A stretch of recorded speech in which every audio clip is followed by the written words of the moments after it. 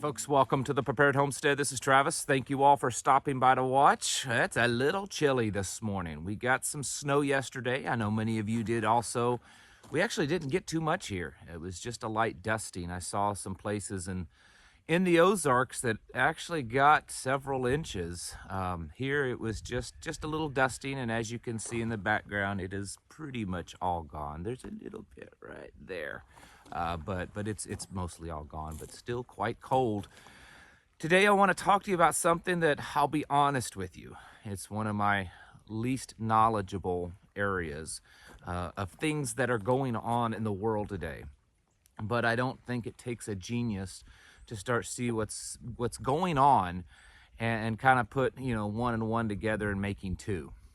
And that is the chaos that's happening right now in the cryptocurrency world. Without going into great detail, because as I said, it's not something that I have great knowledge in, and some of you can certainly fill me in the comments and everyone else. But one of the big cryptocurrency exchanges, FTX, seems to have kind of gone under. In fact, a lot of people are calling it an Enron moment. It's quite possible, and I'm not making any accusations, just reporting what's being said, that the guy that started it has kind of taken the money and run, or at least that's a possibility. The official thing that they're saying is that they were hacked.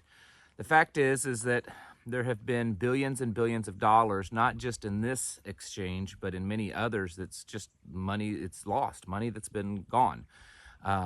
Somewhere in the neighborhood of 65 to 70% of all, if you tally them all together, cryptocurrency values have lost their value. So 65 to 70% drop in value since the first of the year, well over $1 trillion.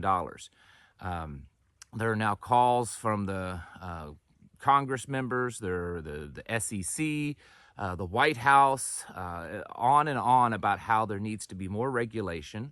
There are people that aren't even able to get their money out of cryptocurrency exchanges because they have disconnected from the banks. People aren't able to use them to purchase things that they have in the past. There's quite a bit of a frenzy going on in that world right now, and I understand that there are a lot of you that aren't really big into that.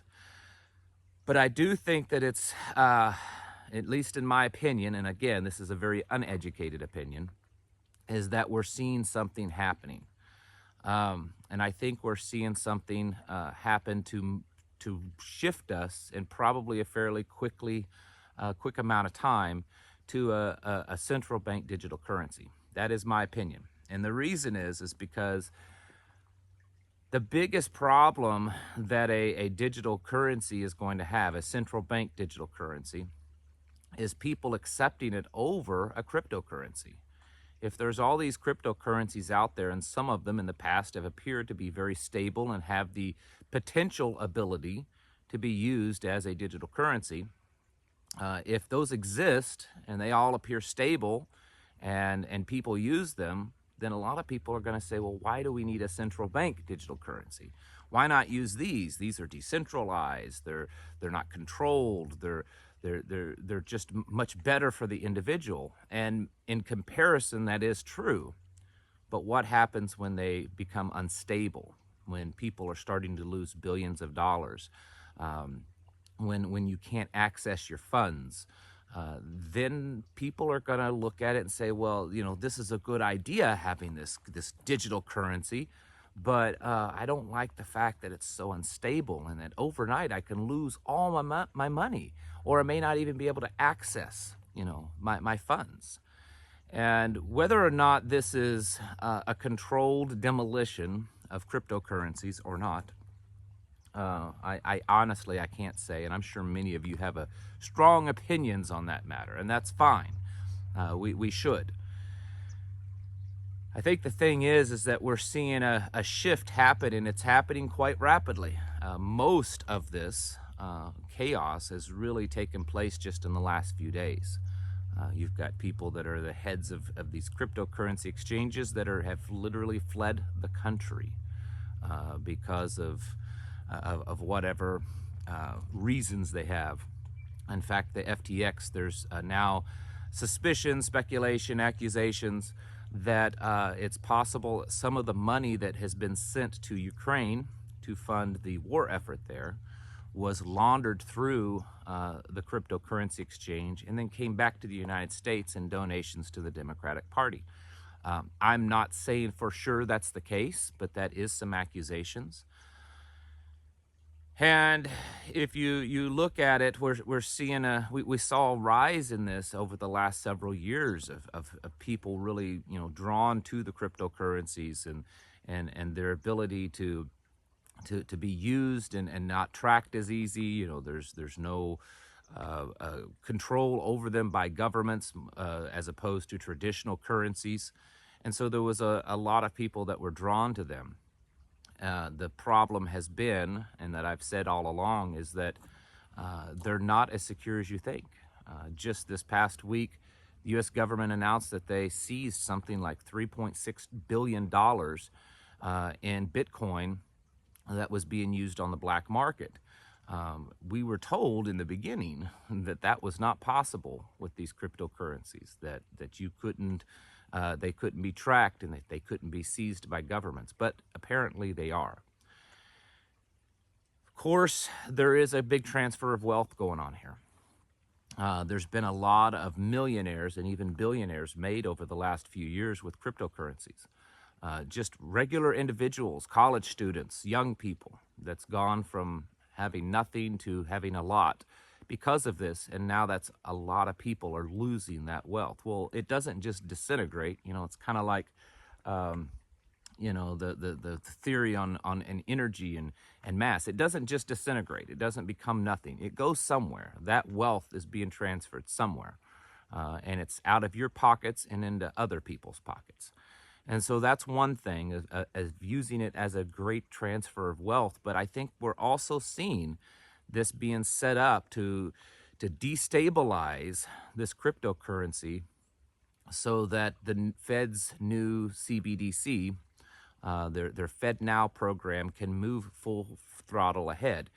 I could be wrong on this, but we're nearing the end of the year, which was going to be one of their first big goals, is to have some of their CBDC things set up by the end of this year, and then possibly have it unveiled by sometime next spring or early summer. Again, if that's their goal, if that's what they're planning on doing, they have to make it look so much better than the cryptocurrencies, because there's just going to be a lot of people that wouldn't accept it. And now that they are destabilizing, we're seeing this Enron moment where people have put all their money, or at least a lot of it, into these cryptocurrencies, and they're losing it in mass. Lots of it. A lot of money has been lost in the last week or so in cryptocurrencies. And I'm saying in the numbers of tens of billions, maybe even hundreds of billions of dollars has been lost just in the last several days. If this trend continues and people start to lose faith, they like the ability to access and to be able to exchange internationally with the cryptocurrencies, but they don't like the unstableness of them, then those people are going to more broadly and openly accept central bank digital currencies. I saw this past week that India has unveiled their CBDC. And there are several other countries that are very quickly coming online with that. Now, for those of you that haven't been paying attention to CBDCs and why they're so bad, you need to catch up. Because once the U.S. currency and all global currencies, or at least most of them, are pretty much done away with and devalued, and the only thing that we have are central bank digital currencies, our world is going to vastly change. The stuff that's happened up until now around the world and here in the United States, whether it's politically or economically or socially, have been a progression to a point. And once that happens, that's kind of the end be all end all kind of point. From that point further, this world is going to be very different. Your freedoms are going to be gone in a very quick manner once CBDCs become a reality. this is one of the things that you most certainly need to be preparing for. This is why being self-sufficient and developing strong, close-knit communities that can rely on each other and that you can, help each other, and that, establishing trade and commerce with each other. That is why it's so vital, because once this happens, and at this point, I don't see any reason for it to not happen, the world as we know it is going to change, and it will forever change. And I don't know that there will be any going back. I also believe that, if you start connecting the dots, many of you that's watched me for a while, heard me give the analogy of looking at a big mural on a wall, big painting on a wall. And if you stand up really close to it, what do you see? Well, you just see that little part of the painting, right? And every time you take a step further back and further back, you see a bigger picture. And so when we look at the bigger picture and we see all the stuff that's been happening, we see that the central banks have been buying up massive amounts of gold and silver, as well as a lot of the elites over the last year. Why has that been happening? A year and a half to 2 years ago, we were hearing of nations all over the world repatriating their gold, meaning that they were taking it out of reserves and depositories that were being held all over the world and bringing it back home. These things, I believe firmly, are leading us up to this point of the unveiling of CBDCs. Will they become required as soon as they're out? Probably not, but it's possible. But at some point, they're going to have to make it mandatory and make it that it's the only option out there for them to ever really be used. Which means at some point we're probably going to see our own currency crash.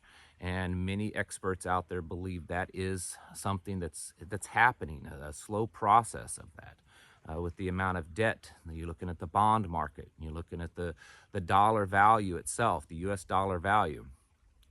These are things that we should be concerned with and aware of, and not just focusing on the other things that are all important, the wars and the famines and the shortages and the inflation and all that kind of stuff. But once they have control of our money supply and actually can dictate what you do with your money that's in your wallet, that's in your possession, to the degree of telling you how much food you can buy, if you can or cannot buy a gun or ammunition or anything else, or the specific value of the money that you have versus the value of the money that someone else has, then they will have near complete control over us. This is a very serious thing, and I think that it's something that we should all be planning and thinking about, and trying to investigate ways to secure our money and to create a more self-sufficient lifestyle for us. And I'm not talking just an agrarian self-sufficient lifestyle, but a lifestyle that is not dependent upon these systems, because when they all come under these CBDCs, like I said, the world as we know it will forever have changed. Folks, it is now more than ever important to get your houses in order, to prepare yourselves mentally, physically, and spiritually. Thank you for watching, and I'll catch you in the next video.